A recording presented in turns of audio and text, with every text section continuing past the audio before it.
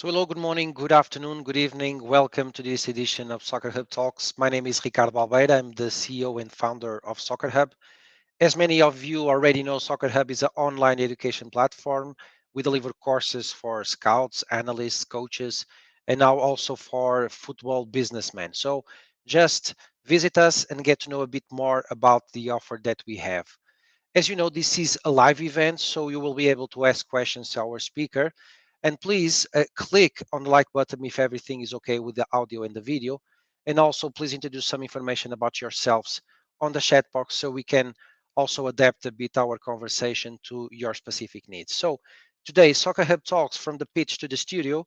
We are here with Dani Carvalho, former international soccer player, and this panel is hosted by Nuno Milheiro.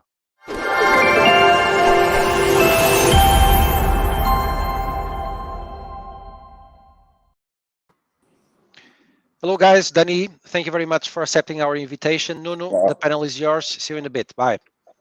Thank you, Ricardo. Thank you. Hi, Dani. Thank you for accepting our invitation.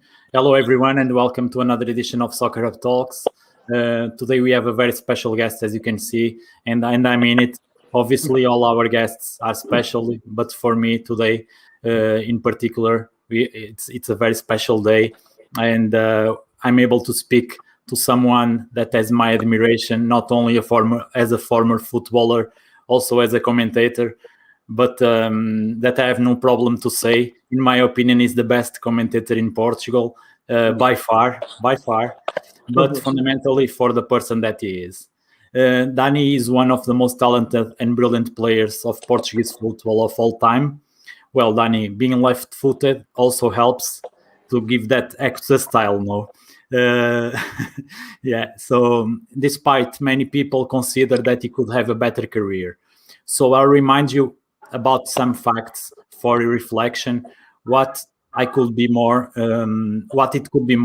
it could also be less. So how many Portuguese players in the world reached your level, your achievements, like playing on two of the three top teams in Portugal, playing for Ajax, where you are still loved and the living legend, being the last player wearing the number 14 that belonged to Johan Cruyff, the greatest Dutch player of all time, and the world football legend, and one of the most brilliant minds in modern football. And please, Dani, if some information is wrong, please correct me. I will say it. Okay. Also, you played also on the Premier League, so it's not for everybody. What is a dream for many players. You also played for Atletico Madrid, another great club, as we all know, and you, of course, you represented the Portuguese national team. Isn't that enough to consider a very successful career? So I don't understand. Well, mine was not even 1% of yours, I'm sure. And I'm sure the same happens with the ones that are watching, and most of the people, if you want to see from one perspective or the other. I prefer to see that you had a brilliant career. So, and thank you for being here. So Dani finished his career quite early by his own decision, what also shows his character and honesty with himself. So Dani, welcome again. Thanks for accepting the invitation. Like I said, it's a big pleasure and honor to have you here. So first question, I'll show you one thing, okay? And you need to tell me one thing. So, Can you see this? Yeah. First of all, just give me 2 seconds. Thank you for the presentation. Thank you for the invitation. It's quite a pleasure to be here, and it's also a privilege to be able to speak to people and to transmit our opinion. Okay, let's start. What you have? Let's start. Okay, so you guys, can you see this? Sporting. You know this guy, yeah? Yeah, I know that guy. Okay, so was it really necessary? You let me waiting for 25 years. I even lost my hairs waiting to talk to you. Was that necessary? So, okay, it was worth it. But now don't worry that you don't. First of all, one day you need to sign this for me. I need your autograph. And also don't worry that you don't get rid of me so easily now that we met each other. So Also, Great you've to been hear living, that. yeah, that's true. And also, this thing being it's been with me for the last, I would say, probably 25 years. So you've been living in my house without paying anything. You've been living here for free. I don't think it's very fair, but that's okay.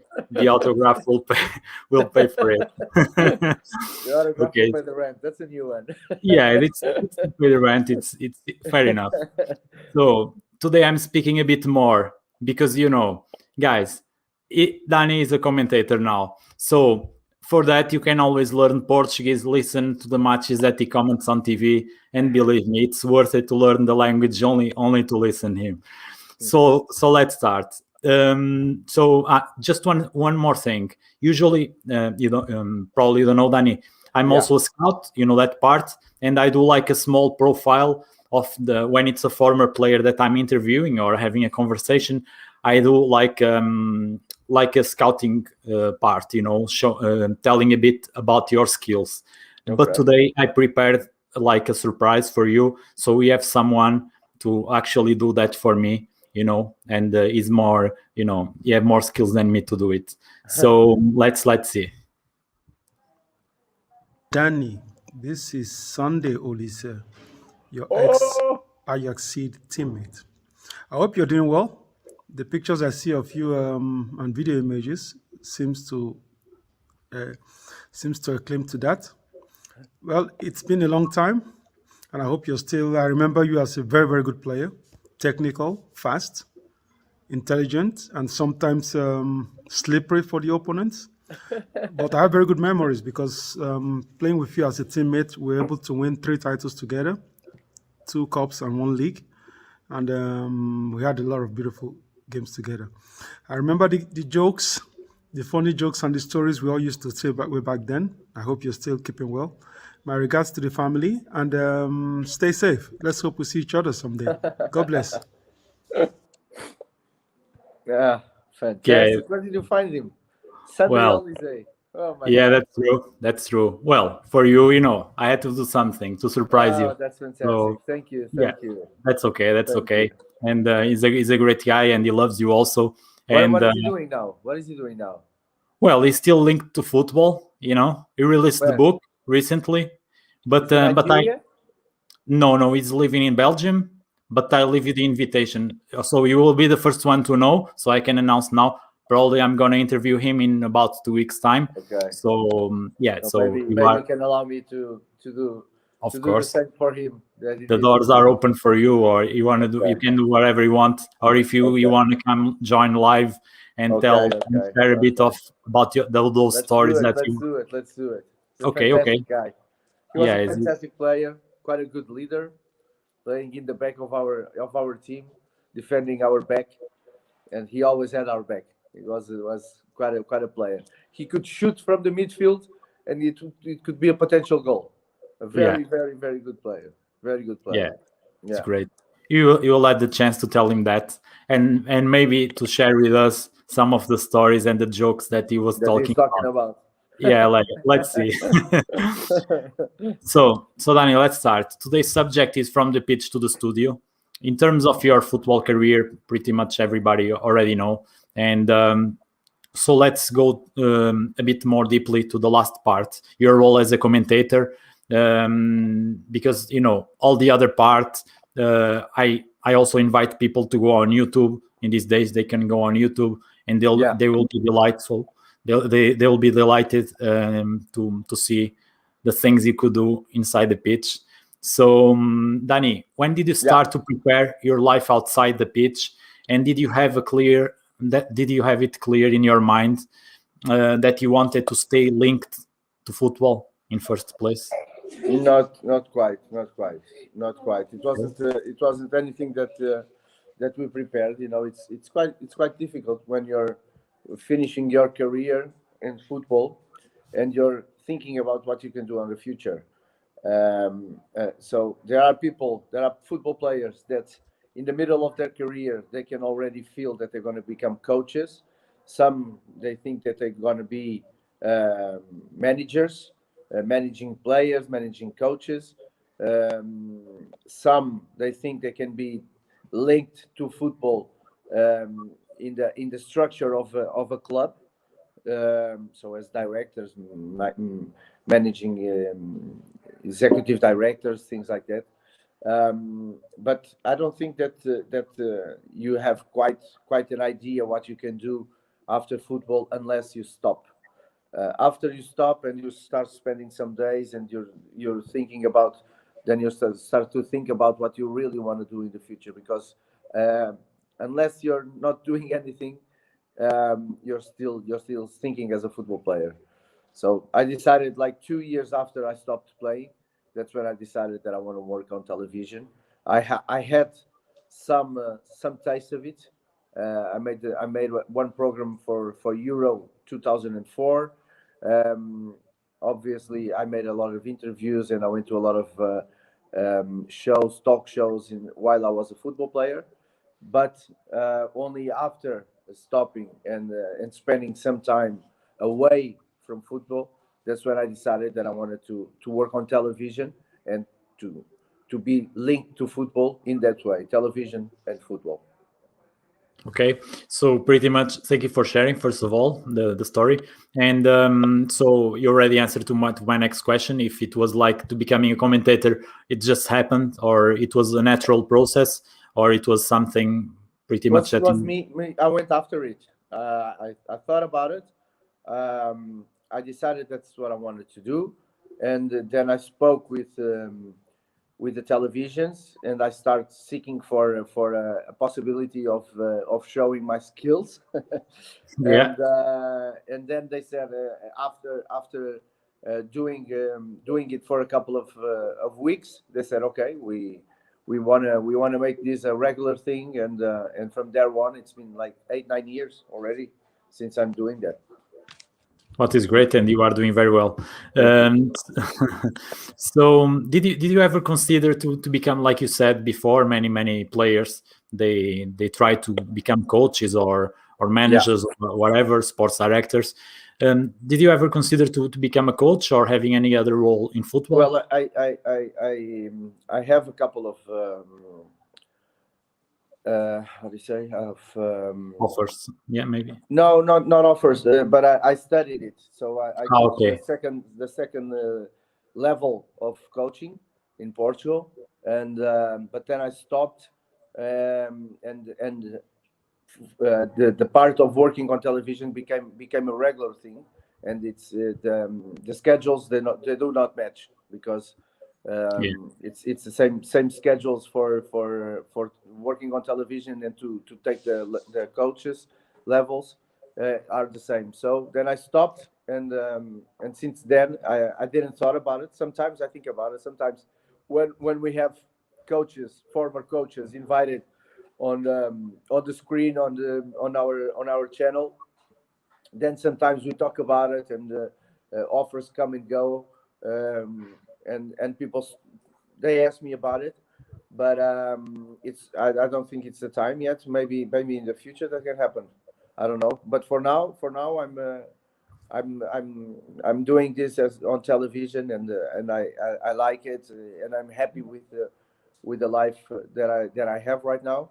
But I don't know. Maybe in the future, the passion of football it grows, and especially when I have the privilege of doing a lot of games for the Champions League, so I have contact with the top football in Europe, and that brings out something in me, something like I'm trying to get to know more about football. I want to find out why things happen this way and that way. Not only the things that happen on the pitch, but also things that happen outside of the pitch that helps or fragilizes the work that the coaches do. So trying to find out more about it, it makes the passion grow, and maybe in a couple of years I think about going as a coach full time.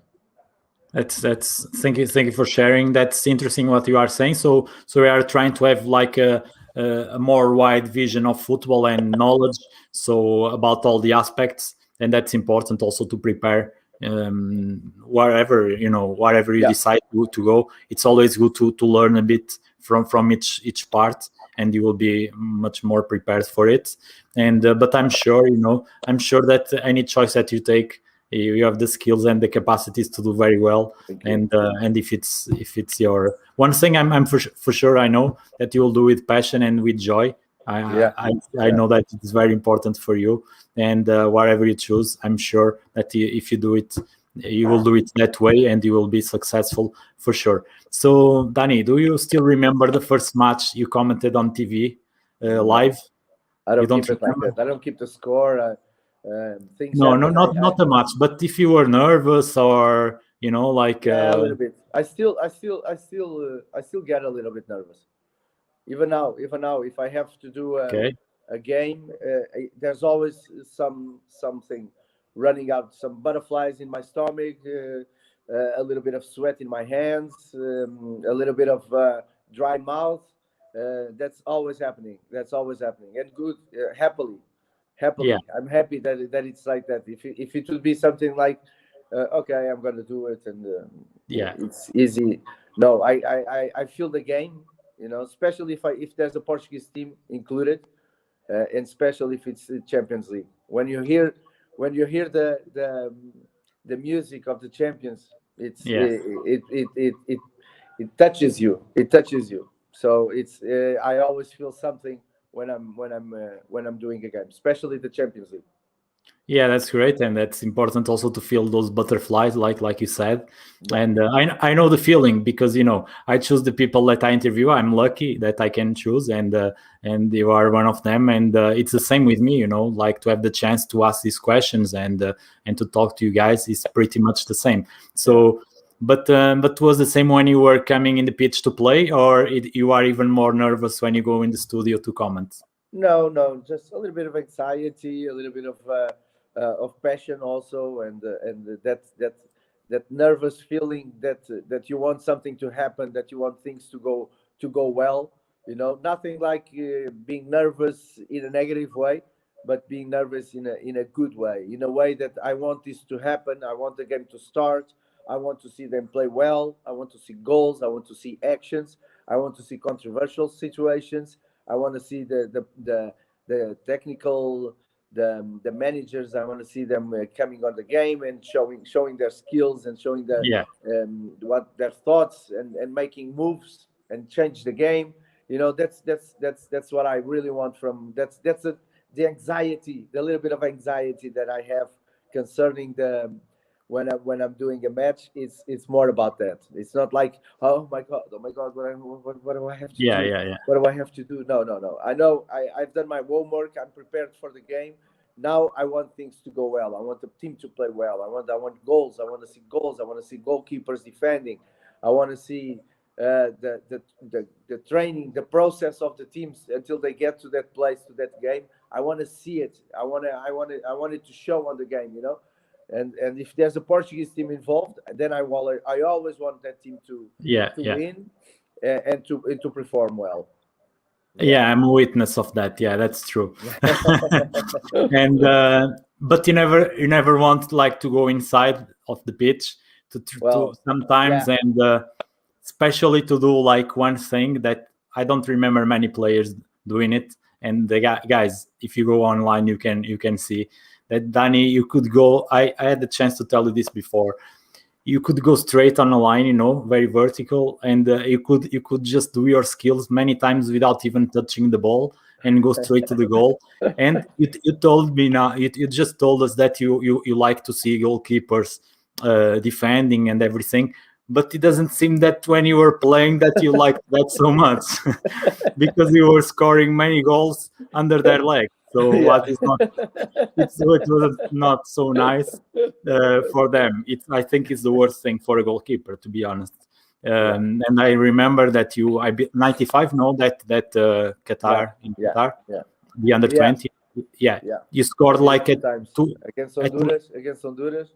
I made an action, and I passed several players, and then the goalkeeper, when he came to try to get the ball, then I put the ball under his body. And then against Argentina, that's when I made an action also. And in the end, 1-against-1 with the goalkeeper, then I put the ball between these legs. Yeah, I remember. Yeah. So at the time you were not so like trying. About goalkeepers. Yeah, that's true. So they don't have good memories from you. So how important for you? We spoke about the passion and the joy. How important is for you, in your opinion, to be honest with ourselves in what we choose to do and to have that joy and that passion? Yeah, you should be. I mean, you're going to decide what you want to do for the rest of your life. You've been for like 15, 20 years. You were a football player, and now you're going to be for like 30 or 40 in another profession. So you better decide well what you want to do, and you better decide what is going to fulfill you. Because while you're a football player, okay, it's so professionally nowadays that you have everything on your plate. I mean, there's nothing missing. You just have to ask, and you're going to have every situation regarding your personal life and your professional life is going to be resolved. It's going to be decided. There's no situation that is going to be unfinished. So you're used to live like that as a football player. And then in the end, after being a football player, then you got to decide what you want to do in your life. Then it's going to be you working for them, working for someone else, and you're not going to have everything on a plate. Well, maybe 1% of that of those football players, they can go in a straight line and go to the top of that other profession. But most of them, the 99% of the former football players, they're going to be on a structure. They're going to be part of a structure. They're not going to be the lead coach. They're not going to be the president of the club. They're not going to be the executive manager. Well, they're going to be working people, and they have to know that's going to happen. And after they are okay with that, then I think that they can do everything regarding football, because you learn a lot while you're a football player.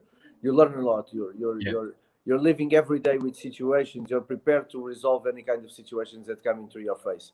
So you just have to face it and be happy with it. Yeah. And about learning, you know, another thing that for people that question if you could go, have a better career, you've been coached by José Mourinho, Louis van Gaal, and Luis Aragonés. I don't know who else it could be better at the time, so that also shows everything. And for sure you've been learning a lot also with them. They were references, and that helps also in many ways, in many aspects, because all of them, they are more than coaches, they are not only coaches. They are teachers. They also know about the structures. They are all involved also in signing players. So it's a big process that not all the coaches are at that privilege, but also they earn it by their own way of being and their knowledge inside the game. Exactly. So how do you see now football as a spectator? So especially the commentators, your colleagues, or from Portugal or other countries, do you see that it's going in a good direction, in your opinion? Or sometimes you turn the sound off, or you like to listen all of them? No, I do not. I don't watch it. I might put the channel like I have it now, but I'm not listening. I just want to know what's on the news. I want to be informed, but I don't really watch a lot of talk shows about football. I have to be straight.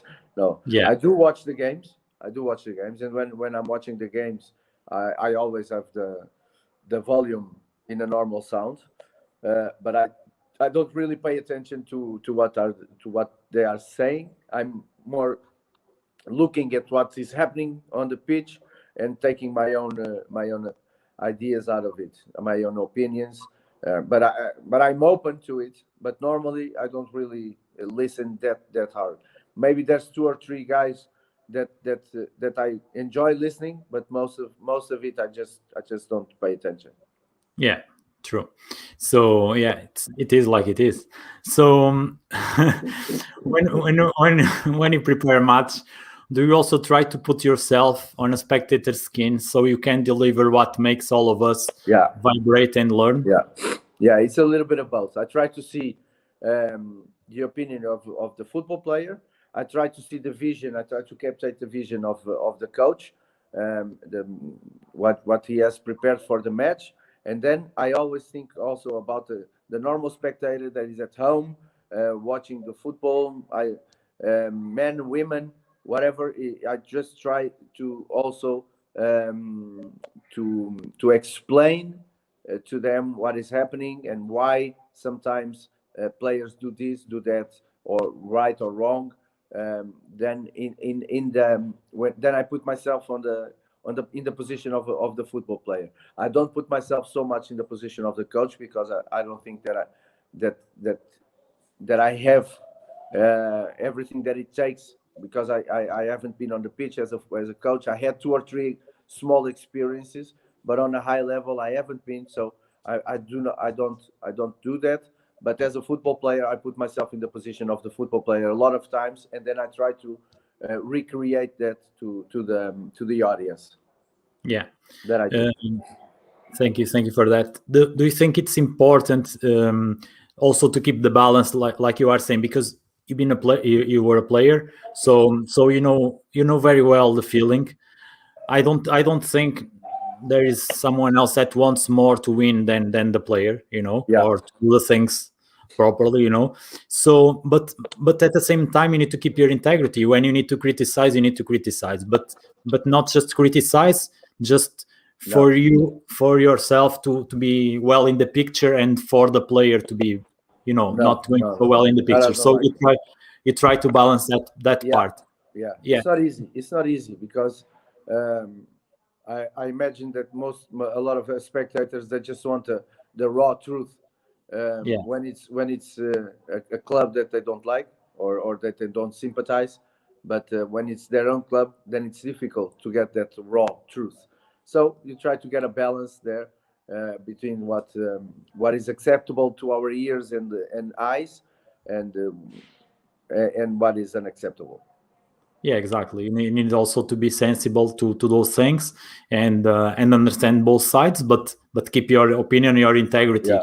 It's very important, of course, for people to feel that you are telling the truth. You are not just telling good things to be well in the picture also, and to have more opportunities, or you are not always telling bad things also.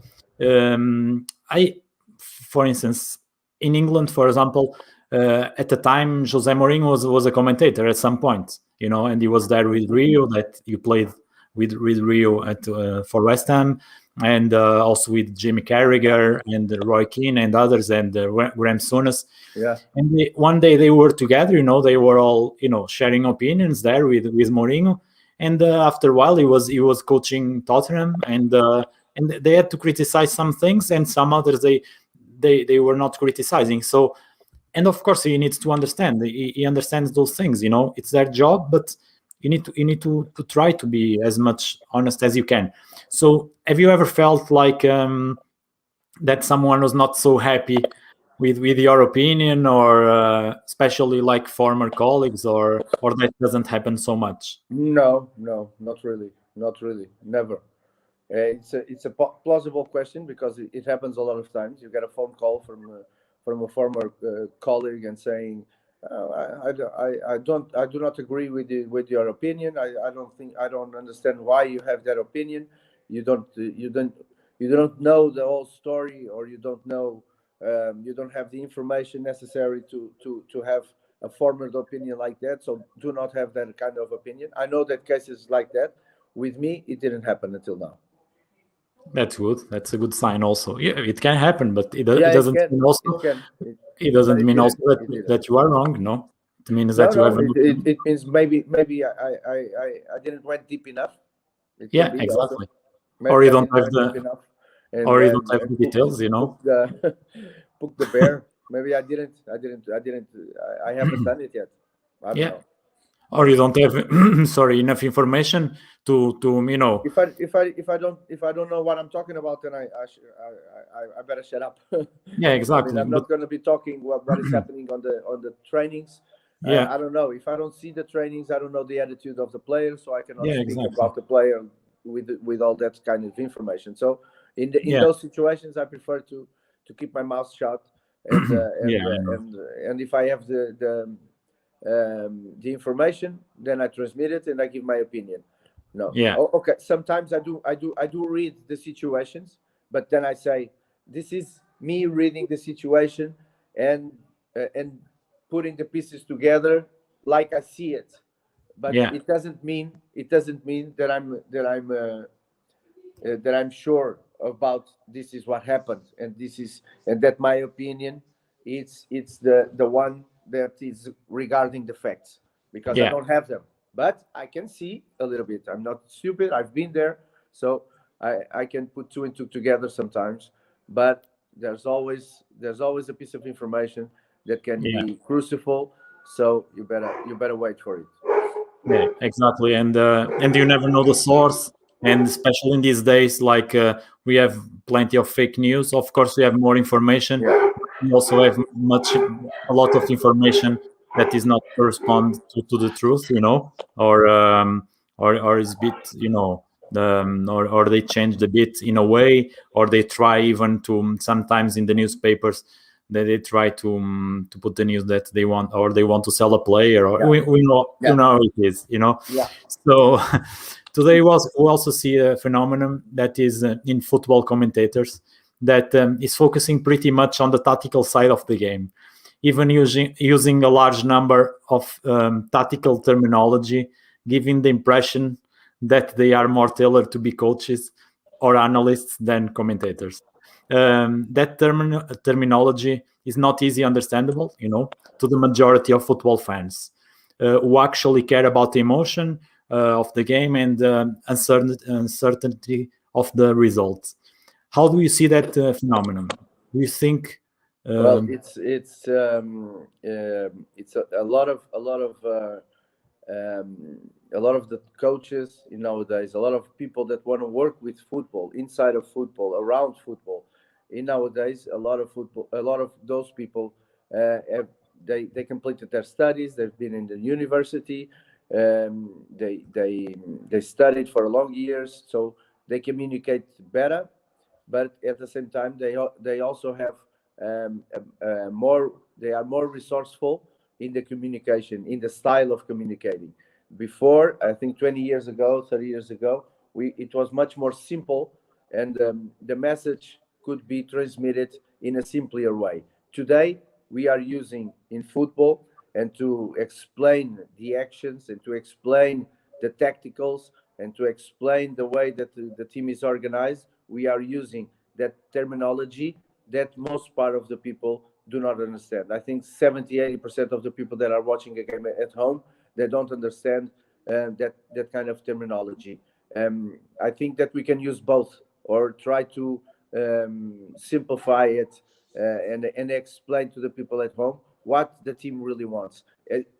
You can choose your terminology, but I believe that it's also possible using that terminology make people understand what is that about. What are you talking about? What are you trying to explain?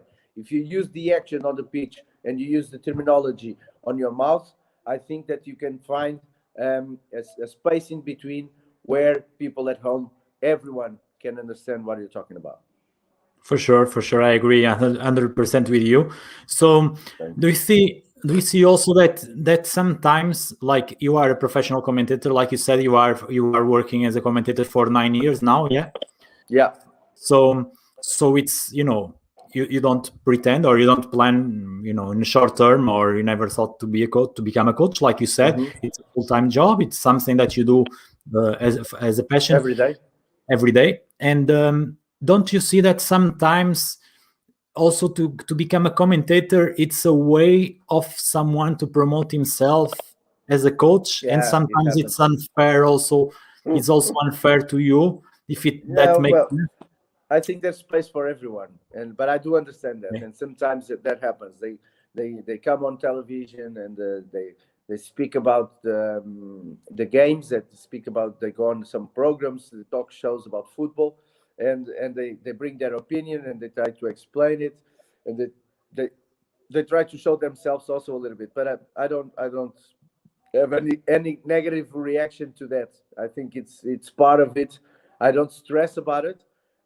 I don't bring it up. I'm not going to be a guy next to them and saying, "Oh, you did a fantastic job in the last team that you played" or something. No, I'm not going to do that. But if they wanna use that platform to to remember the world that they are still working, they can do it. But it's not my style. Okay. Yeah. Talking about style and coming back, we were talking about the. We are not here what to say what is right or what is wrong. We are just here to talk in general. This is a conversation. So I've been telling you about the ones that the commentators that are more focused on the tactical side and on the terminology, and on the other hand, we have people like you. That this is also one of the reasons why I was inviting you, and that because I identify myself with it. So you show emotions when you are commenting, especially when you said Champions League, Yeah. and yeah. So Yeah, what that's is true. great for someone that is watching, such a big competition, and the games usually are unpredictable, and you show also passion. You deliver a message in a simple and but efficient way, like we've been saying, allowing people actually to learn as you explain in detail more the technical side, not so much the tactical side. Yeah. So especially the individual technique part, so people can understand sometimes why the The player actions. action was Yeah. was unsuccessful, or highlighting the quality of those same actions. As this is a conversation, that's why I'm also telling you this is not like a proper interview. This is more like a conversation, and the technical part. You are someone that are completely entitled to talk about it. About the individual technical part, and it's interesting that you can teach people, because like you've been saying before, it can be a man or a woman, or it can be even like a young kid, or Yeah. someone that actually wants to learn. Why that player was shooting. I remember very well that in one match, I believe it was in Porto against, I believe, Chelsea, the first game, that you've been actually teaching why the player was shooting the ball so high or in that way, or like those things are very important, more than the tactical part. Because the tactical part, if you want to be an analyst, you can go and you can take courses. Study. Why not in Soccer Hub, for instance? And we also have that, and not just to be enjoying, because when you are, at least myself, when I'm not working in football, when I want to enjoy a match, I'm in my sofa and I'm trying to enjoy. I'm not there to learn that tactical part. For that, we can go online and we can check it. So most of the times you pass also that message with a passion, and when it's more tactical, sometimes is not coming with so much passion. Is that something that shows your truly self and the way you see football, being genuine and not trying to impress anyone, but just delivering what people need, sharing your knowledge with that passion? Yeah, it is. It is definitely like that.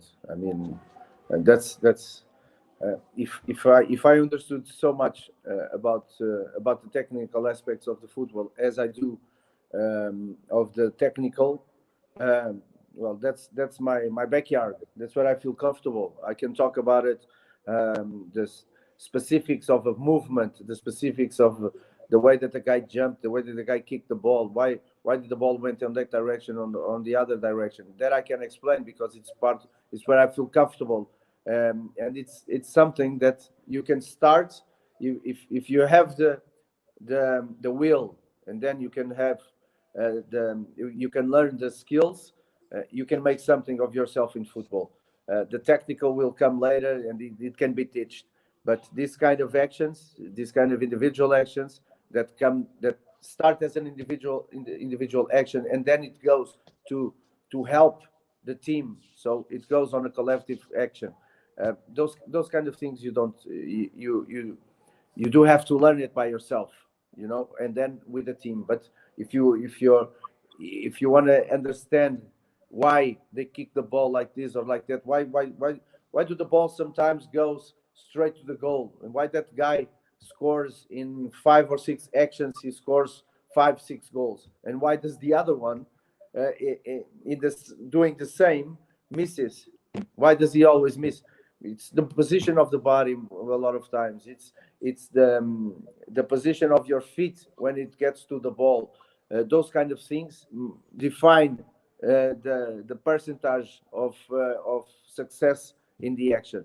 So that's something that I really try to explain so that people at home can understand. Because the technicals are something that goes abroad a lot of situations. But those individual actions, they define the execution of the player. So that is more easy to explain, and at the same time it's easier for the people at home to understand.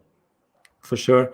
Thank you for sharing it. And for people that are watching us to understand, so how valuable is the things that you are actually teaching us? So because you are teaching everybody that is watching. So can you tell us who were the ones that were teaching you more, or the biggest influences in your career that you could actually learn a lot from, some things that you are actually transmitting to us? So yeah, I did. We working with Vachal in Ajax. We had a lot of situations. For example, I was playing as number 10, and I used to do a lot of actions, solo actions, and Vachal told me, listen, in our style, in our philosophy, that doesn't happen. Maybe once in 3 or 4 games, but you don't use it 5, 6 times in a game. Not even if you're bringing out 2 out of 3. If in 3 actions you lose 2 times the ball and in 1 you score a goal, I don't want it. If you can bring to the game 3 out of 3, then it's okay. If not, we don't do it. It's putting a limit on your individual style, but it's you bringing the best for your team, and you have to do it. You have to do it. You're part of a team. You have to do it.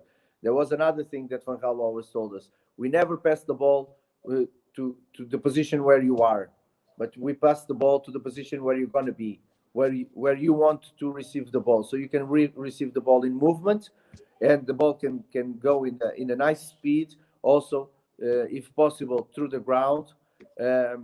And you run to the ball. You don't expect the ball. You're not stopped. Well, in one or other situation, yes, but normally when you're organizing your attack, your football, and you're attacking another team, that's for example the philosophy of Van Gaal and Ajax. It's like that. You meet yourself with the ball. There was other situations, the movements inside of the 16 meters of the big area. We always made movements. 2 players making movements, and always considering what the other one is doing. We always have that, and then you get to the games and you score goals because of those movements.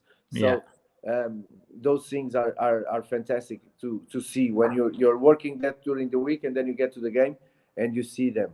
I remember when I went to Atletico Madrid and Aragonés was coaching us, and we were doing an exercise of scoring, but with small corners, and players crossing, and then you were inside of the 16 meters and trying to score. And I was trying to score with the front of my feet, but in Ajax I had learned to use most part of the times the inside of my feet, and because it gave us a better approach and a better possibility of success.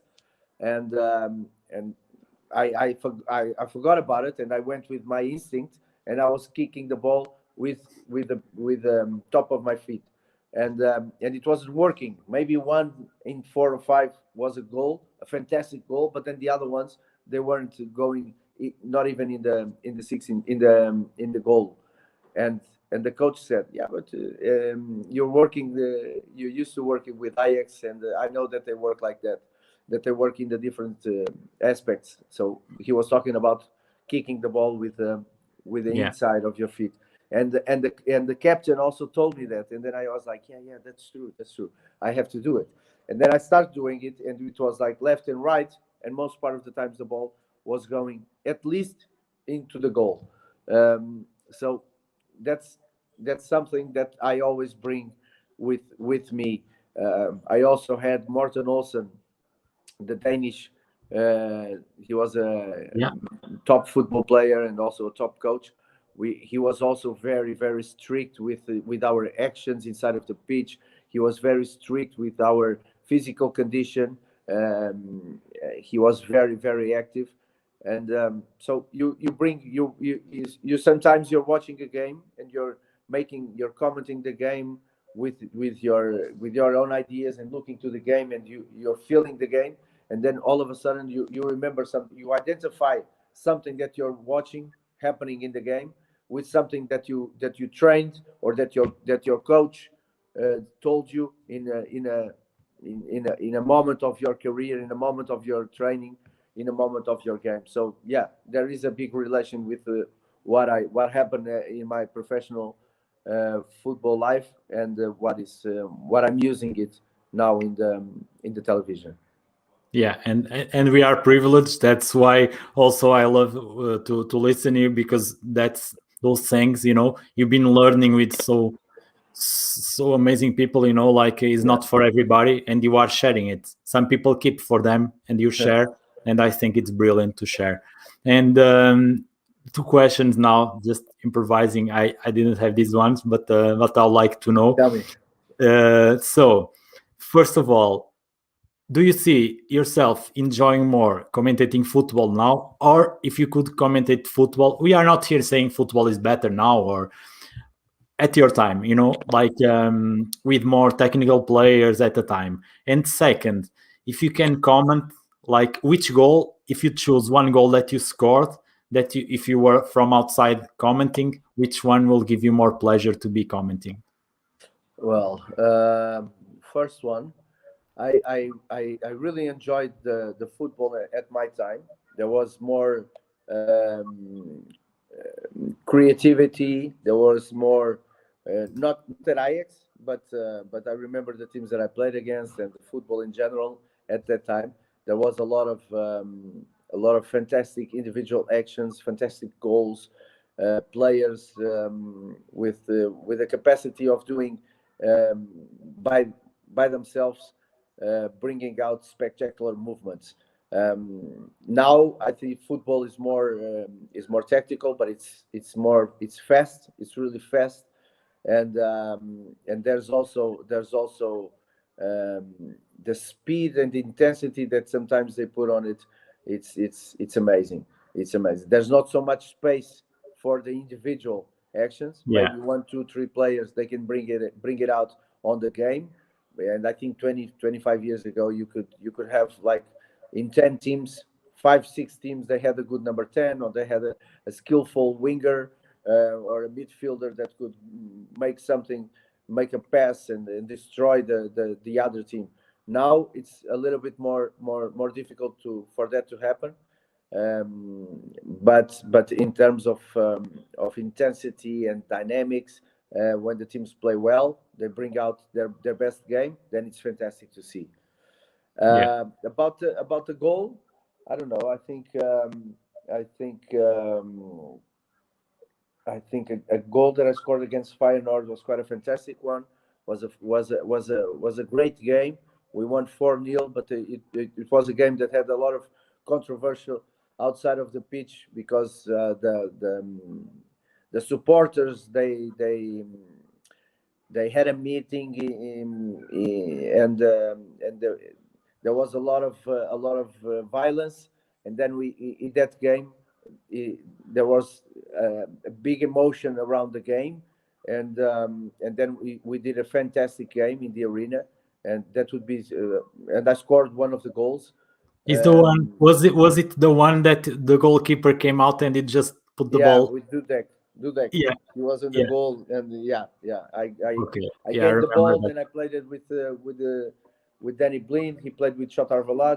There was a little pass from him, or trying to, and then when Dudek came out, but all the emotion, that would been a fantastic game to be a commentator. Yeah, okay. And just one more goal that it's not one of your most famous goals, but for me it's a fantastic goal that you scored when you were playing at West Ham, that you scored against Tottenham, I believe, that you were coming from the right, and you were coming from the right and from almost impossible angle. City, I think. City, yeah, exactly. Because you scored you scored against Spurs and you scored against City. That one was against City. Yeah. So that goal is fantastic. The way you keep the ball, near your feet, and that you go to a place, that wasn't supposed to go, and then you shoot to a place where it wasn't supposed also to shoot, and it was a fantastic goal. So guys, go and watch because it's fantastic, and of course that free kick that everybody knows in Qatar. And for sure, many people already asked you the question, if it was on purpose or not. Yes, it was. Yes, it was. So it was trained. Yeah, we had it. We trained it for 2-3 years in the national team, and in that game, we were winning against Holland. So all the stars were aligned for us to try and do it in a game. We did it a lot of times in the trainings, but we never did it in a game. And then in that game, I said to Bruno Carlos, "Come on, let's do it. We have it all with us because we won 2 games." Yeah. And then this third game against Holland, we were already in the in the next stage of the competition. So we said it, and we were winning against Holland. So we said, "Now, or we do it now, or we'll never do it. So let's try it," and it happened. So it was amazing. Yeah, it's interesting, guys. Go and watch because it was very, very interesting and funny, and people all over the world. If it was in these days, it was viral. It's still viral, but in those days it was not so much. But in these days, you can see everywhere, and it's interesting because you are saying it was against Holland, yeah? Yeah, against Holland. So, did you play with any with those players from Holland? No. Okay. I was asking if some of them were picking on you, because you've been doing that, No. So you didn't. Okay. So to finish, can you please share with us who were the biggest inspirations and examples in your life so you could become a great player, a fantastic commentator, and the great person that you are? Well, my parents, of course, my sister, my family, they were the big inspiration for me to become what I am. Who I am, and nowadays my inspiration is my wife and my daughters. That's why I do everything, and that's why I try to be a better man every day, and to be a better person, and to try to do my job correctly, try to inform as best as I can, and to be as truthful as I can.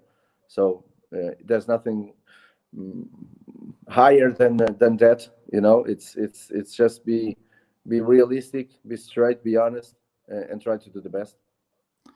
That's true. Thank you so much, Dani. And just one more thing that I forgot to ask, but I wanted really to ask you, is like that way of being genuine, like you are, because I believe it's the only way that you know how to be. Yeah. Do you think sometimes it's also people sometimes allows people to criticize a bit because you are genuine and usually people when people are genuine, there is a tendency for the others to be jealous, or because they would like also to be genuine, and it's easier to criticize and pull the others down than to go themselves to up. So do you also think it can be that? Yeah, it opens the door for criticism, but it's okay. I can live with that. I can understand that people have a different opinion. Well, they're not gonna pick and poke in my opinion and the way that I wanna do it. And well, we don't have that much time here in life, so we can be bullshitting and trying to take a different life or a different course in your life. I just try to take the one that I know that I'm happy, and the one that I know that I can make my family happy and transmit what I think is a good example. The other day I was in a program in Portuguese television, and they were interviewing me, and they were asking me, how do you think you were inside of the pitch? And I was like, and the words they were asking me in a word, say it in a word, and I was like, in a word? Oh my God, I don't like these kind of things, but you know, the thing that it comes to my mind when I was playing and when things were going well, the word was genius. And they were like looking at me, what? I was like, yeah. Well, when things went well, that's the way that I felt inside of the pitch, because either was the friendship, the relationship that you have with the players when you're in the national team and you spend a long time away from your family, away from your friends, away from your country, and you're just training and then playing cards or watching movies with each other, and you rest a lot, and you train and you rest and you train and you rest and you eat, and that's the only thing that you do. So you spend 2-3 weeks, maybe a month, and that's your family. So those bonds you bring out into the game. And sometimes when in a game something like that, something amazing happens, you know, that a player was sent off and we are losing, and then you can turn the game around and you win, you know, that kind of sensation, it brings out the best of you. So the closer you are to being a genius, and then at the same time you can offer something to someone else, and you can change the life of someone else, and that's quite good. That's quite good, and that's true what you said, and you've been honest. It brings out a feeling. You feel like you're on top of the world when something like that happens. So that's pretty close to being a genius in my playbook. Yeah, exactly. And for me as a scout, you know, I can tell you there is a gap. We are pretty much the same age. There is 5 years difference, 6 years difference. So I remember you very, very young playing, and I was younger. I was like 11 or 12, pretty much when you started to be.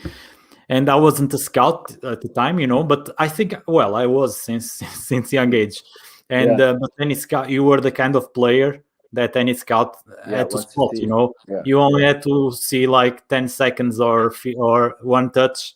It was enough to do a report, and, you know, like hire immediately. And if not, maybe it's better for you to change and go to work in something else, because, you know, it was you were not the kind of player that you need to check twice, or because I know what I mean. Twice it's already too much, because already signed, someone already signed you.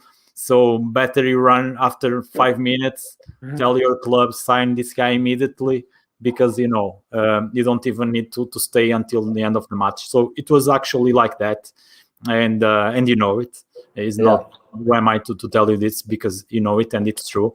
And thanks a lot. I hope you enjoyed. Dani. I hope you enjoyed. Thank you. So thanks a lot. Thank you all for watching. Share with your friends, and you guys can watch. Hope you liked it. Yeah, of course, everybody will like it and learn. And stay safe, Dani. Thank you so much. And you have the doors open for you anytime. Okay. And we keep in touch. And I'll let you know about Sunday holiday, and let's do him also a surprise. Okay. Take care. Bye. Bye.